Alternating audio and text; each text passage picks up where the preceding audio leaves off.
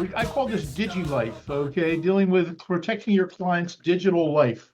And this is really going to be more of how you defeat police attempts to use digital information against your client. It comes up all the time. And believe me, it's going to come up more and more and more as time goes on. We'll be joined momentarily by John Menzel. Ready to go? So am I. So here we go. And I really want to begin with the Katz decision by the United States Supreme Court, Katz versus U.S. 1967 decision, because this is the foundation for all of the subsequent electronic Fourth Amendment issues that have come since that time period, okay? You got to think back about what the Supreme Court was confronted with when the Katz case came up. Up to that point, the Fourth Amendment had been interpreted to protect exactly what is set forth in the Constitution of the United States. So what does the Fourth Amendment protect? Houses, papers, persons, and effects, okay? And by the way, we'll talk about a case later on where a motor vehicle was defined as an effect by the Supreme Court. But those are the four things that were considered by the framers, and that's what the Supreme Court concentrated on in Fourth Amendment jurisprudence. No one ever anticipated, obviously, the electronic surveillance that we had in the 1960s at the time of the framing. Now, that's not to suggest that there weren't surreptitious listening of conversations. Usually, look, eavesdropping and getting information from eavesdropping was, very, very common, not in the founding era, but for thousands of years prior to that. But it was just never regarded as anything that warranted Fourth Amendment consideration. You got to think about it in the sense of persons, houses, papers, and effects. And the Supreme Court utilized up to that point this whole concept of trespass, property trespass. That was the foundation of the law up to Katz. Katz changed the landscape tremendously, and the law we utilize today in this area is Katz. Let's talk a little bit about what the facts of the case are. Mr. Katz was a bookmaker, gambler in Los Angeles, handicapping, especially basketball, and would contact other sports books around the country, but in particular, those that are in Boston and Miami. I don't know, those are hotbeds of betting, at least back in the 1960s. In order to communicate with them, he had a particular phone booth that he liked to utilize on Sunset Boulevard in Los Angeles, and would go there to conduct his telephone betting business. Little did he know that the FBI had been investigating him and made a determination that he was up to no good. So in order to get evidence against him to be used in a prosecution, the FBI went and planted a bug on the phone, not on the phone, but on the phone booth itself, so that when he came there and made calls, they could record at least his side of the conversation. That provided them with sufficient evidence for them to go out and arrest him and subsequently prosecute him for federal crimes related to gambling, okay? He filed a motion to suppress evidence saying that the FBI taped this, or, invaded his privacy, so to speak, without any search warrant or any judicial approval. And of course, the opposite argument is, as I told you, the Fourth Amendment doesn't apply to this. It's not a person, a place, or a house, or an effect. And it's just not cognizable under the Fourth Amendment. Therefore, he really doesn't have any standing. And the FBI was not required to get a search warrant or any other type of judicial approval before doing this, okay? So the case goes to the United States Supreme Court. He loses, by the way, every step of the way until he gets to the Supreme Court. And what's important for all of you to understand is there's really two parts to this decision. You have the majority opinion that was written by Potter Stewart, which has some very famous language in it. But the nuts and bolts law that comes out of this, that we use to this day, appears in the concurrence to the majority opinion written by Justice Harlan. So we have to talk about both of these. Now, the bottom line, of course, is that the Supreme Court found that he had an expectation of privacy in this area that the FBI warrant, and they had violated his constitutional rights, okay? And he wound up having the charges against him dismissed. I'm not sure if he ever had a new trial after that, but that was the end of his prosecution. We have the majority decision written by Potter Stewart, and the main language coming out of that is this whole concept of a change in the law, saying that the Fourth Amendment protects people. It doesn't protect places, it protects people. And this is a brand new concept dealing with expectation of privacy. And this is going to come up over and over and over again in the case law we're talking about today. So let's think about it for a second. Expectation of privacy has two components to it. Number one, there is a subjective expectation of privacy. That's the starting point. Are you in an area where you personally, you yourself, have an expectation of privacy? Okay, that's number one. Number two is an objective. Are you in an area where society at large is prepared to recognize that you have an expectation of privacy? Now, let me kind of give you a simple example. Let's say you're dealing with a prisoner in state prison, all right? And there's telephone made available for the prisoners. Well, a prisoner who makes a telephone call, it's perfectly understandable that he would have a subjective expectation of privacy in the contents of the telephone call he's going to make, all right? Wants to call his wife, girlfriend, whatever it may be. But society as a whole is not prepared to recognize a legitimate expectation of privacy in calls from a jail, because it can be utilized to plan escapes, outside crimes, intimidate witnesses, obstruct justice, and all kinds of other crazy stuff, okay? So this is a situation where, although there may be a subjective expectation of privacy, there is no expectation of privacy that society is prepared to recognize. So this is the balancing test that the court is going to utilize when we're talking about electronic surveillance in the future. And again, this comes out of the concurring opinion by Justice Harlan in the Katz decision. And you're going to see that this is going to repeat itself over and over again in the law we're going to be talking about. Johnny, any thoughts on the Katz decision? I know you're a big basketball bettor. You know, it's interesting. You're talking about the difference between an objective expectation of privacy and a subjective expectation of privacy. And when we get into electronics, it seems that the U.S. Supreme Court has gone the objective way. Would you agree with that? I don't know. I mean, look, it's still a two-part test. I mean, you still has to be both a subjective expectation and a objective expectation of privacy that the society is prepared to recognize. Well, yeah, but as we go through this, we're going to see there's such a marked difference between the way the Fed would approach it versus the state. Oh, It's definitely. one of those areas under Michigan versus law where we're relying on our state constitution rather than the federal constitution, at least in the context of state law enforcement investigations. There's no doubt about it. We're going to see numerous examples of where the Article 1, Paragraph 7 of our state constitution provides way more protection that you'd be entitled to under the Fourth Amendment. But the thing I want to bring up to everybody is this. If you're in a situation where you have a subjective expectation of privacy and there is a legitimate objective expectation of privacy, okay, then the police have an obligation to act reasonably, okay? Reasonably meaning get a search warrant or get some other type of judicially authorized authority to conduct your search, okay? Or rely on some exception to the warrant requirement, consent, exigent circumstances, whatever it may be. We'll be talking about some of the ones that are applicable.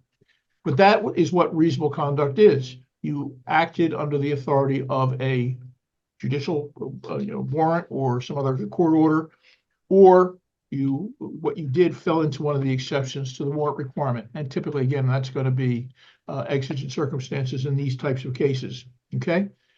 By contrast, if there is no expectation of privacy, the cops can do whatever they want. They don't have any obligation to act reasonably under those circumstances. They're not constrained in any way, shape, or form by the Constitution if you're missing this so-called objective expectation of privacy, okay?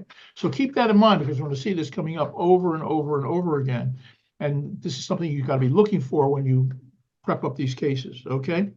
So if you go to A in your materials, it says there's no legitimate expectation of privacy in general. In those instances where the subject has no legitimate expectation of privacy in records that were searched or seized, there's no requirement that the police act in a reasonable manner. So the cops can basically do whatever they want. Here's a couple of examples. Law enforcement review of on-file fingerprints, photographs, or matters of public record. So when the police start looking through their own records, No one has an expectation of privacy. The police can do it and don't need any probable cause or any articulable suspicion. They can just do it because they feel like it. Random searches of police license plates. This is something that's really advanced tremendously since the Donis case back in 1998, where the police were actually typing in the numbers, and then they had to go through a two-step process to see whether or not they could follow up and see if the guy's on the revoke list or not.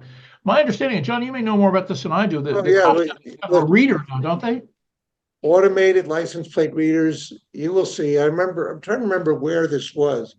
I think it might have been in Eatontown or East Brunswick at one time, but the cops would just drive their cars with their automated license plate readers. And if they got a hit on somebody that was suspended or revoked or registration revoked, they'd be leaving tickets. And it really accelerated the pace of accusations that were occurring in that court. There have been facial challenges to the scientific reliability of automated license plate readers, but we're not really dealing with scientific evidence when we're dealing with a license plate reader. We're just dealing with, well, are binoculars a search under some circumstances, Bob? I don't know. We just had some recent case law about juries using magnifying glasses to look at Oh, yeah. photographs or speeding up or slowing down a video. And automated license plate readers seem to come into the same kind of a category, just an enhanced observational technique. But one of the things that Justice Harlan says in the concurrence is that you don't have an expectation of privacy to things that you voluntarily show to the public, okay? Even in your own house. You don't have an expectation of privacy in your own house if you behave in a manner that anybody looking in through the window of your house can see what you're doing, dancing around without clothes on or whatever it may be. So you lose your expectation of privacy for things that you knowingly expose to the public. Now, if you think about license plates, the whole purpose of the license plate is to make it visible to the public so that police and people who've been run over by cars or witnesses at a crime scene, that people can see the license plate. In fact, the 39333 goes to great lengths to explain how high they have to be, how clean they have to be, how they have to be illuminated.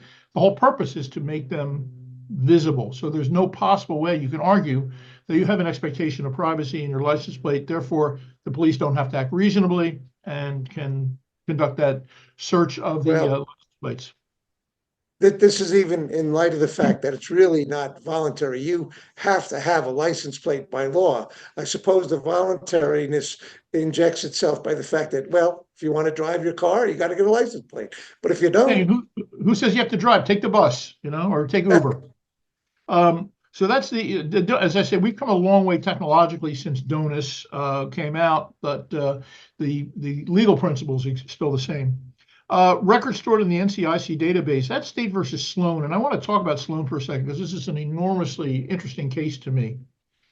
Sloan involved a motor vehicle stop, and during the course of the stop, they asked the passenger in the car for his ID, which I don't think you can do anymore. I think New Jersey has stopped doing that, allowing the police to ask for ID of people who were inside the vehicle.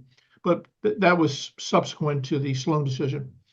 In any event, they asked Mr. Sloan for his pedigree information, and they decide to run his name, NCIC, and then he comes back that he's got a warrant.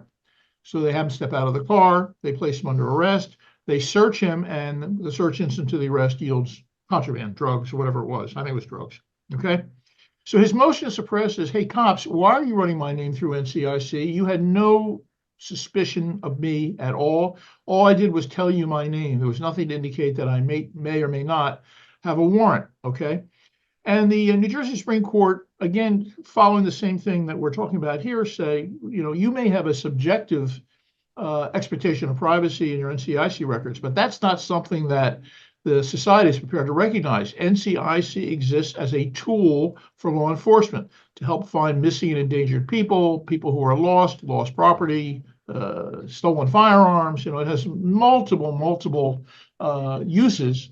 One of which is to find out people who are wanted on warrants, either on a statewide basis or on a national basis. So for that reason, the defendant was missing the second prong of this. There was no expectation of privacy in these NCIC records. that society is prepared to recognize. As a result, the police did not have to act reasonably. They didn't have to have a reason to run him NCIC because, again, no expectation of privacy, no requirement that the police act reasonably. Again, reasonably as in the narrow confines that we're talking about, exception to the warrant requirement or judicial authority to conduct a search. Johnny, what did you think about the Sloan case when it came out? Was that something that was shocking to you, or did it all make sense? Yeah, that makes sense. I mean, it's right in keeping with donuts. These are public records, so to speak. There's something that's readily available. I mean, it's no worse than driving with an automated license plate reader and randomly, well, not randomly, but well, yeah, randomly picking people out just because you happen to have that information in a publicly recognized, available law enforcement database. Okay. Now, another good example is workplace computers that are owned by the employer. Okay. Um, that's an important distinction because the law is not clear at all on workplace computers that either have your information and communications that exclusively belong to you and have nothing to do with work on it, or alternatively, a hybrid where you have a workplace computer that you own. It has some work-related information on it and other personal stuff on it. The law hasn't decided that yet, or at least in New Jersey. But in terms of workplace computers, Doe versus XYZ Corporation is the leading case on this. Communications that are subject to privilege, such as attorney-client communications over the workplace computer, there would be an expectation of privacy, and society is prepared to recognize the utility and the importance of having attorneys and clients be able to communicate freely related to their legal affairs. But apart from Now, that, Bob, you're talking about individuals right now, right? sure, What about a corporate defendant? How is the law going to look at a corporate defendant? Does that corporate defendant have the same rights as a natural person? I don't know. I guess so. I'm trying to think of a situation where that would come up. I guess the corporation could be prosecuted for some type of, environmental crime or something like that, I guess. But just in general terms of workplace computers, and all of you should be counseling your clients on this point. You don't have an expectation of privacy in a computer that is owned by your employer. Okay, very important, especially for people who are working for the public government. State employees, county, municipal, whatever it may be. So explain that to them. So you're going to put stuff on that computer. It better be work related because you don't have an expectation of privacy. They don't need any type of warrant or anything like that to seize your computer and go into it and see what you've been up to, with the sole exception of some type of communication between you and your counsel dealing with some type of legitimate legal advice that you're getting. There is an analogous case we're going to be talking about that was decided by the United States Supreme Court dealing with text messaging on a work-provided device. But in terms of just the computers at work, no expectation of privacy if it's a work-related, wholly owned computer by the entity that's employing you, be it private or public. Now, I was talking about this the other day about these kiddie porn cases and porn cases over the phone. There's one case involving an attorney. He wound up getting a 6-month suspension from practice, and he was using his workplace computer for doing it. The problem is twofold. Number one, that it was a workplace computer owned by the state of New Jersey, and number two, this guy's a deputy attorney general. Other than that, he had no problems at all. Okay. By way of example, consider attorney-client communications on a workplace computer. That's Stengard versus Loving, which is exactly where that issue came up. But my advice that I would give a client, and you should all give your clients, say, look, you don't have an expectation of privacy in your workplace computer, so beware. You put personal things on there at your own risk. All right. Third-party doctrine. Now, Johnny, this is the perfect example of where New Jersey has departed tremendously from the United States Supreme Court in terms of this aspect of Fourth Amendment jurisprudence. And I can only think of one case, and we'll talk about it, where the third-party doctrine was in play. I think it was a kiddie porn matter too, as I recall. In any event, here's the deal, third-party doctrine. The United States Supreme Court has held multiple times that you do not have an expectation of privacy in things that you turn over to a third party. And that need not be a human being. It can be a corporate entity or something of that nature. So what are we talking about? United States versus Miller is the leading case on this, dealing with banking records. Okay. You don't have an expectation of privacy in banking records. Typically, then the police can get them either by getting some kind of a low-level subpoena or by consent, but you don't have any right to contest that based on having an expectation of privacy in your bank records. And this whole concept of um, no expectation of privacy and things you turn over to a third party has been expanded over and over again by the court to come up with more and more types of things that you turn over to third parties, especially bulk data that's being stored on your behalf. Computer records, cell phone records, cell phone telephone numbers, anything that's in the possession of a third party that you've automatically or that you've voluntarily turned over to that individual, you don't have an expectation of privacy in that Well, anymore. look, let's look at the dark web. And I'm not talking about that web we think of popularly for illicit purposes. 90% of the so-called dark web is where institutions will store that personal data that will automatically fill out your forms when you do something online. And that's going to be available. Yeah, And this makes what I say to my clients and especially to the attorneys, anytime you're going to use your computer for anything, let's say for sending out an email, all right? There are three characteristics of email that you've got to keep in mind and never forget. Every time you're about to touch a keyboard, think about the following. Number one, that the internet is immediate. Okay. Number two, it's global. And number three, it's forever. It's always going to be out there in some form somewhere. So you're kind of automatically always, unless you have some kind of VPN, voluntarily turning over your communication to some other entity. Might be the platform that's servicing it, Comcast, AOL, whatever it may be. But keep that in mind that you're voluntarily turning this information over to a third party. Federally, you do not have an expectation of privacy. Okay. Now, it's funny you say that. I remember the early days of Facebook, and I remember a big fight I got into with my daughter, who was then 16 years of age. You can tell how far back we're going now. she's in her 50s now, isn't she, Johnny? Not quite that old, but we had a big argument. She thought Facebook was private, that these social media platforms were private, and I had to really drive it into her head. This is out there for anybody or everybody to see. So you got to be very careful about what goes out there. And that's why we tell our clients routinely, don't post on social media.